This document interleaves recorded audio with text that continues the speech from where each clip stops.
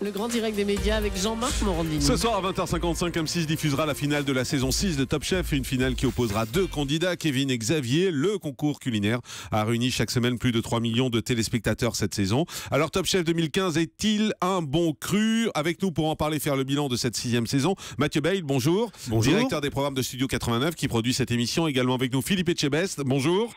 Bonjour, Merci. j'ai entendu que vous êtes avec Mathieu Bayle, Oui, tout absolument. la légende. La légende. Il existe vraiment? Je sais pas, mais il semble que. En tout cas, vous êtes chef et juré dans cette émission depuis cette saison. On va parler avec vous, Philippe, dans un instant. Auparavant, Mathieu Bayle, en termes d'audience, en termes de succès, est-ce que c'est à la hauteur de ce que vous attendiez? C'est tout à fait à la hauteur de ce que nous attendions. On est évidemment très très satisfait de cette saison à deux niveaux. D'abord parce que les audiences sont là. On a fait plus de 200 000 téléspectateurs versus la saison dernière. Donc c'est vraiment un succès d'audience. Et puis aussi qualitativement, on a réussi à renouveler cette marque et à lui donner, je dirais, un nouveau souffle. Et on est très content de ça. Donc pour être clair et efficace, il y aura une saison 7. Ah, pour le moment, c'est pas encore décidé, mais Il y aura pas une saison 7, vous On pouvez nous espère. l'annoncer. Ah, je peux pas vous l'annoncer parce qu'elle n'a pas encore été décidée par l'antenne. Mais Qu'est-ce qui les fait hésiter puisque vous nous dites que ça a été bien? J'en sais rien. Vous savez, en général, on attend que la saison soit terminée pour faire un bilan vraiment complet. Et Oui, puis, enfin, c'est fini ce soir, donc c'est bon, là, c'est fait, c'est joué. en tout cas, c'est pas encore décidé. Malheureusement, je peux pas vous annoncer que c'est déjà décidé pour C'est la à prochaine 90%, saison. c'est bon, quoi. On aimerait, on souhaite qu'il y ait une saison prochaine. Il y a eu un nouveau jury, il y a juste Jean-François Piège qui est resté seul membre de l'ancien juré. Absolument. Ils se sont tous barrés? Non, Ou ils vous sont les pas- avez virés? Non, on les a pas virés. Ils se Après sont barrés ça- donc? Non, ils sont pas barrés. Oui, Ah enfin, soit ils se sont virés, soit ils sont barrés. en tout cas, il y en a. Oui, ils avaient beaucoup d'activités. Ils ouvraient des nouveaux D'accord, donc restaurants, etc. ils se sont tous barrés et finalement ça n'a pas été un handicap pour Pas du tout. Top Chef. Non, pas du Un tout. avantage même. Un avantage, en tout cas. Ce qui est Vous êtes sûr, plutôt c'est content que qu'ils soient barrés donc. On est plutôt très content du nouveau jury. Donc que les anciens soient partis. Non, les anciens ont fait très bien leur travail pendant des années. Ouais. Là, il y a deux finalistes. Il y a Kevin et il y a Xavier. Xavier, c'est finalement un peu la surprise parce que c'est le seul qui n'était pas pro. C'était un apprenti, on le rappelle, vainqueur d'objectif Top Chef. Donc ça veut dire que les amateurs sont au niveau des pros? Ça veut dire qu'en tout cas, je pense que Top Chef fait son boulot ce concours a été, je dirais, créé pour découvrir les futurs grands talents de la cuisine française. Et alors cette année, on n'est même plus dans le talent, on est presque dans le génie. En effet, un apprenti encore amateur il y a quelques mois se hisse jusqu'à la finale. C'est exceptionnel, franchement.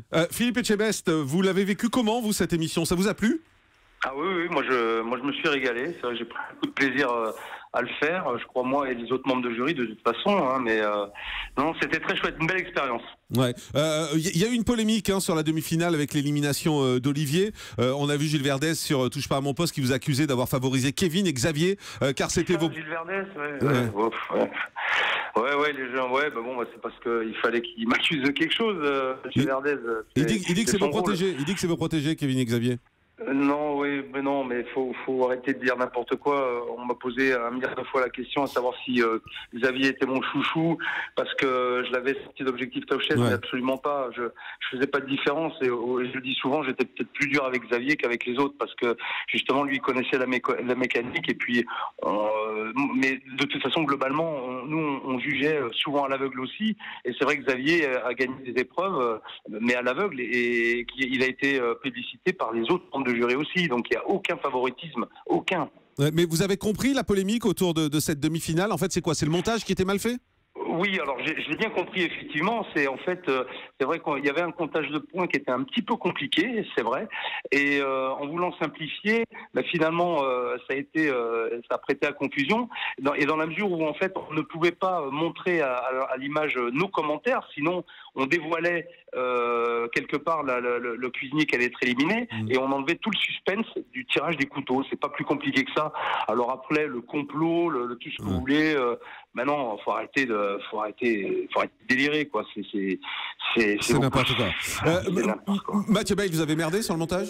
Non, c'est pas ça. C'est qu'en fait, comme souvent, je me suis déjà exprimé à ce sujet, pour maintenir une forme de suspense, on n'a pas trop voulu, je dirais, charger la dégustation d'Olivier. La réalité, par contre, est tout autre. En effet, quand les chefs ont dégusté l'assiette d'Olivier, ils ont été bluffés techniquement parce que l'assiette était magnifique. Mais en vrai, ils ont un peu considéré que c'était un hors-sujet. C'est-à-dire que le légume, qui était le thème de l'épreuve, n'était pas vraiment traité dans l'assiette. Et en fait, c'est ça qui a coûté sa place. Mais c'était pas très clair dans l'émission. Donc est-ce que ça veut dire que vous avez merdé dans le montage? Oui, je pense que c'était pas suffisamment clair. Vous avez raison. D'accord. J'aime bien votre façon de reprendre mes propos. Jérémy Moscovici a dit récemment à propos de vous, quand on lui demandait Philippe Etchebest s'il voulait travailler avec vous, il a dit pour ça il faudrait qu'il vienne dans une cuisine. Vous êtes jamais en cuisine? C'est bon ça. Excellent, excellent. Très bien, très bien, très bien. Ça, c'est la colère qui monte, en fait. Bravo, bravo. Non, mais pourquoi il dit ça? Vous êtes jamais en cuisine? Ben, s'il le dit. Non, mais objectivement, parce que je sens que ça vous énerve, je vous connais un petit peu, je sens que ce petit rire. Non, mais qu'est-ce que vous voulez? Mais qu'est-ce que vous voulez répondre à ça? Mais putain, sans déconner, je suis jamais en cuisine.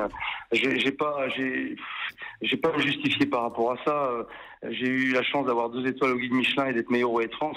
Si j'étais pas en cuisine, je sais pas comment ça serait possible. C'est tout. Après, aujourd'hui, j'y suis effectivement un petit peu moins dans la mesure où je suis dans la création d'un établissement qui va ouvrir en septembre. Donc là, je suis un peu plus dédié au programme télévisuel que de la cuisine. Néanmoins, je peux vous assurer qu'avec tout ce qu'ils me demandent en recettes, je dois avoir une 40aine de recettes avec une 40aine de tutos à préparer pour Objectif Top Chef. Je peux vous dire que la cuisine, j'en fais encore pas mal quand même. Hein. Mais pourquoi ils balancent sur vous, ces jeunes chefs, alors? C'est jeune chef ou ce jeune chef? Ce jeune chef. Ce jeune chef, j'en sais rien. Je sais pas. Je sais pas. Peut-être que c'est vrai que j'ai été... mais comme je suis avec les autres, hein, je dis les choses. Quand il y a des choses qui ne me plaisent pas, je le dis aussi. Et peut-être que Jérémy a du mal avec l'autorité et la rigueur aussi peut-être. Ça s'explique peut-être comme ça. Mais après, moi, mon discours, il est le même, quel que soit le candidat. Hein. Quand ça va, je félicite, je suis le premier à le faire. Quand ça va pas, je le dis aussi.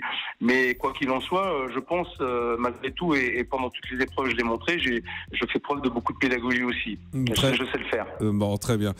Vous êtes en tournage de Objectif Chef, hein, si j'ai bien compris. Objectif Top Chef, c'est ça.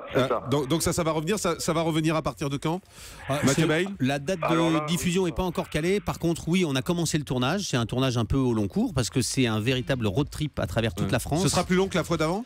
Parce que ça a bien marché, même si ça a des problèmes en accès, donc ça va les aider un peu. En tout cas, on est reparti pour une saison et voilà. Ça sera plus long? Ça risque d'être un petit peu plus long. Effectivement. Merci Philippe Etchebest d'avoir été avec nous. Merci. Et bon courage, bon retour dans votre cuisine. Et puis Mathieu Bayle, directeur des programmes de Studio 89. À tout de suite sur Europe.